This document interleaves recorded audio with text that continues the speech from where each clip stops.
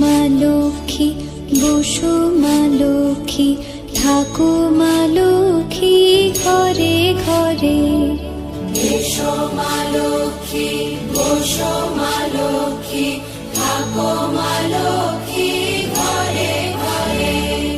গাছে থাকা ফুল ফলার মাঠে সোনার ধান, ও মা গাছে থাকা ফুল ফলার মাঠে সোনার ধান। দুধে ভাতে বেঁচে থাক মা তোমার সন্তান, ও মা তোমার সন্তান। এসো মা লক্ষ্মী।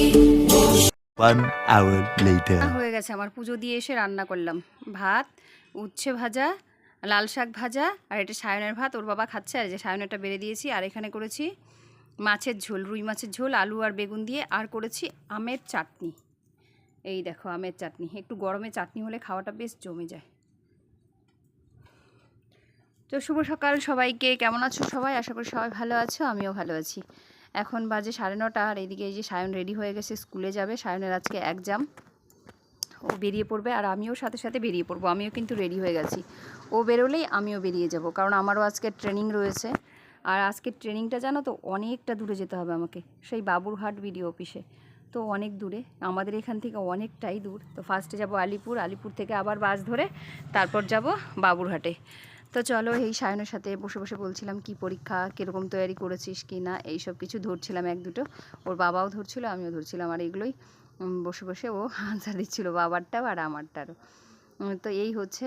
তা এখন আর কি করব, আমার মনে হয় সায়ন বেরোনোর আগেই আমার বেরিয়ে যেতে হবে, কারণ সায়নের স্কুল বাসে যাবে। তো স্কুল বাস আসতে এখনও অনেক লেট, কিন্তু আমি যাব একটা গাড়িতে, মানে একটা দাদার গাড়ি বলেছি সেটাতে।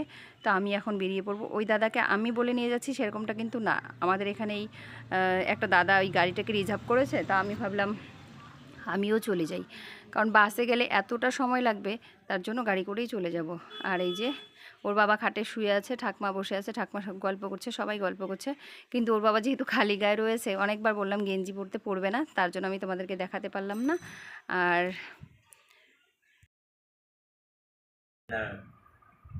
সাইকো পি এস আই পিসি চলো সি এইচ ও এল চলো জে আই যাই সাইকোলজি জি ওয়াই যাই পিসি চলো যাই সাইকোলজি। তো চলো, এর বাবা এখন ওকে ধরতে থাকুক আর আমি বেরিয়ে পড়ি। গাড়ি চলে এসছে বাড়ির সামনে, চলো বেরিয়ে পড়ি। এই দেখো এত রোদ, ভাবছি মানে বাইরে বেরিয়ে এত রোদ লাগছে, কি করে যাব। আর এই দেখো আমার ব্যাগটা রেখেছি কোথায়, এই যে সামনে বসবো যেহেতু, সামনে ওই যে আমার ব্যাগটা রেখেছি। তো চলো যাই, একবারে ট্রেনিং সেন্টারে গিয়ে কথা হবে। গাইজ চলে এসেছি ট্রেনিং সেন্টারে, এটাই আমার ট্রেনিং সেন্টার, মানে ওই বাবুরহাট বিডিও অফিসের উপরতলা এটা। আর এখানে এটাই ট্রেনিং সেন্টার। এই দেখো এই যে সুষমা আমার বান্ধবী, ও বসে আছে। আর বাকিরাও এসছে, সামনে রয়েছে সবাই, দাঁড়াও দেখাচ্ছি। ও বসে বসে এখানে ঠান্ডা হচ্ছিল। আর ওই যে দেখতে পাচ্ছ সবাই স্যাররা সবাই ব্যানার লাগাচ্ছেন। আর এই দিক থেকে দেখো উপর থেকে রাস্তাটা কি সুন্দর দেখা যাচ্ছে। তো গাইস ট্রেনিং প্রায় শেষ, আর আধা ঘন্টার মতন হবে। তো এখন এটা ছিল লাঞ্চ টাইম, সবাই লাঞ্চ করতে চলে গেছে। আর এখন আমিও যাব, গিয়ে লাঞ্চ করব। আমি একবারে স্যারের কাছ থেকে বলে বেরিয়ে যাব, কারণ আমি আর এখানে ঢুকবো না। আমি বলেছি যে আমার বাড়ি তো অনেক দূর যেতে হবে, আমি আর পুরবী এখান থেকে বেরিয়ে পড়ব। আমার একটা পুরবী বান্ধবী আমার বাড়ির এখানে রয়েছে, তোমরা জানো, কিন্তু আমার কাজের এখানেও আরেকজন পুরবী রয়েছে। তো আমার লাইফে পুরবী নামটা ভীষণ কমন। এবার নিচে চলে এসেছি, লাঞ্চ করা শেষ, কিন্তু আমার কিছু ডকুমেন্টস ছিল, বাইরের ডকুমেন্টসগুলো জেরক্স করলে তো টাকা লাগবে, তাই এখানে দিয়েছি। অফিসে জেরক্স করে নিয়ে গেলে আর সেই টাকাটা লাগবে না। তো তার জন্য অফিসে ওই যে ওই রুমটাতে দিয়েছি জেরক্স করতে। জেরক্স করা হয়ে গেলেই বেরিয়ে পড়ব।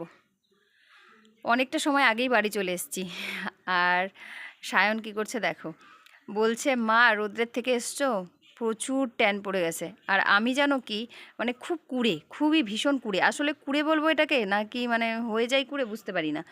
বাড়ির কাজ করে তারপর ওই বাইরের কাজ, মানে সব কিছু কমপ্লিট করে সায়নের খেয়াল রাখা, সব কিছু করতে করতে না আমার আর নিজের জন্য টাইম বের করতে একদম ইচ্ছেই করে না। মনে হয় কি যতটুকু টাইম পাই যদি একটু শুয়ে থাকতে পারি তাহলে বেশ আরাম লাগে। তারপর তো জানোই দোকানটাও করি, তো দোকান করতে হয়, ফলের দোকান করি একটা। তো সেই ফলের মাল আনা, দোকান খোলা করা, সব কিছু করতে করতে আমার আর ভালো লাগে না। সায়ন কালকে অ্যালোভেরা কেটে অ্যালোভেরার সাথে আবার কি মিক্সড করে ওই আইস কিউব করে ফ্রিজে রেখে দিয়েছিল। তো ওই আইস কিউবগুলোই এখন আমার চেহারাতেও ঘষে ঘষে দিচ্ছিল। আর প্রথমে যখন ও দিতে চেয়েছিল আমি না বলছিলাম, ওকে ইচ্ছে করছিল না যে বসে থাকবার, ও দিবে। তারপরে বললো তুমি চুপচাপ বসেই থাকো না মেঝেতে, আমি একটু লাগিয়ে দিই, দেখবে তোমার ভীষণ আরাম হবে। আর এখন যখন ও লাগাচ্ছিল এত আরাম লাগছিল, একদম ঘুম চলে এসেছিলো জানো, মনে হচ্ছিলো ঘুমিয়ে পড়ি। তো এই ও করে দিচ্ছিলো এটা আমাকে। ওই দেখো আইস কিউব কতগুলো রেখে দিয়েছে, তো ভীষণ মজা লাগছিল। ও বলছিল তুমি যদি রোজ দিন বাইরে কাজ থেকে এসে ঘরে মাত্র 5 মিনিট তোমার জন্য বের করো, 5 মিনিট এই আইস কিউবগুলো আমিই করে রাখবো ফ্রিজে, তুমি শুধু আইস কিউব বের করে তারপর নিজের চেহারায় একটু ঘষে নেবে, তাহলে দেখবে তোমার মানে বাইরের থেকে আসার যে ট্যানটা এটা অনেকটাই উঠে যাবে। তো আমার আর এসব করতে ভালো লাগে না, তাও যখন করে দিল তখন কিন্তু বেশ মজা লাগছিল, মানে কী যে আরাম পাচ্ছিলাম তোমাদেরকে আর বলে বোঝাতে পারবো না। তো কার কার ছেলেমেয়েরা এরকম করে একটু কমেন্ট বক্সে জানাবে। আমার ছেলে কিন্তু মাঝে মাঝেই এটা করে, মানে যখন আমি বাইরের থেকে আসি। আজকে জানো এর আগে আমি ক্যামেরাবন্দি করতে পারিনি, যখন ফার্স্ট বাড়ি এসেছি এত মাথার যন্ত্রণা করছিল, কারণ আজকে ভীষণ রোদ। তো আসার সাথে সাথেই সায়ন আমার মাথায় সবার ফার্স্ট তেল দিয়ে দিয়েছিল, দেখো মাথাটা একদম পুরো তেলে চপচপা। তো সবার ফার্স্ট কিন্তু ও আমার মাথায় তেল দিয়ে দিয়েছে, বলছে কালকে বেরোনোর আগে শ্যাম্পু করে তারপর বেরোবা।